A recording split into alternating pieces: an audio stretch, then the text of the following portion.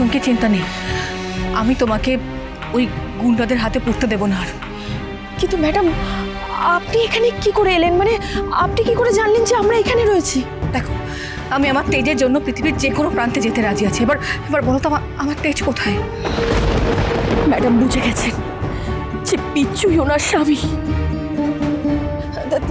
তেজ মানে তেজ কি? আপনি কার কথা বলছেন? চুমকি, এখনো কেন মিথ্যে কথা বলছো তুমি? দেখো দেখো, আমি কিন্তু সত্যিটা জেনে গেছি যে বিচ্ছুই আমার স্বামী তেজ বসু মল্লিক। আমি ওর আসল চেহারাটাও দেখে ফেলেছি। প্লিজ বলো কোথায়? ম্যাডাম, আপনার কোথাও একটা ভুল হচ্ছে। আমি তো বলছি যে কেন করছো এরকম চুমকি? কেন সবটা জানার পরও তুমি আমাকে তেজের থেকে দূরে করতে চাইছো? কেন সত্যিটা বলছো না? তুমি তেজ কোথায়? ম্যাডাম, আমি কাউকে কারোর থেকে দূরে রাখতে চাইছি না। দূরে সরে গিয়েছিলেন আপনি অন্য কাউকে বিয়ে করতে রাজি হয়ে গিয়েছিলেন।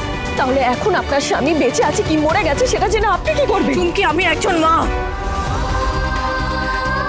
তেজ আছে কি নেই এটাতে শুধুমাত্র আমার না, আমার মেয়ের ভবিষ্যৎ নির্ভর করে আছে। আমার মেয়েটা কতগুলো মাস বসে আছে ওর বাবাকে দেখবে বলে, কিন্তু আমি জানি না তেজ আমাদের এত কাছে থেকেও আমাদেরকে কেন সত্যিটাও বললো না। ও কেন অভিনয় করে গেল, নাকি সত্যিও আমাদের চিনতে পারছে না? আমি সত্যিই জানি না। আমি শুধু এইটুকু জানি, আমি আমার মেয়ের জন্য সবকিছু করতে পারি।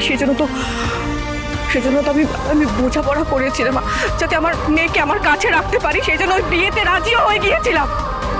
কিন্তু যখন জানতে পারলাম আমার স্বামী তেজ বসু মল্লিক বেঁচে আছে, সবকিছু ছেড়ে সবকিছু ফেলে আমি এখানে ছুটে এলাম।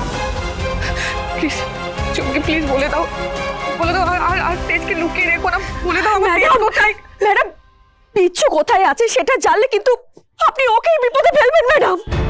মানে মানে মানে বিচ্ছু যে তেজ বসু মল্লিক সেটা যদি সবাই জেনে যায় তাহলে সবকিছু শেষ হয়ে যাবে।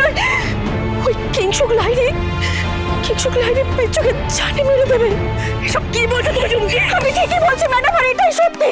ওই কিংশুক লাইরিও বিচ্ছুর আসল চেহারাটা দেখে ফেলেছে। সেই কারণেই তো বিচ্ছুকে শেষ করে দিতে চেয়েছিল একমাত্র। শুভ বিবাহ সোম থেকে রবি প্রতিদিন রাত 10:30টায় স্টার জলসায় ও জিও হটস্টারে।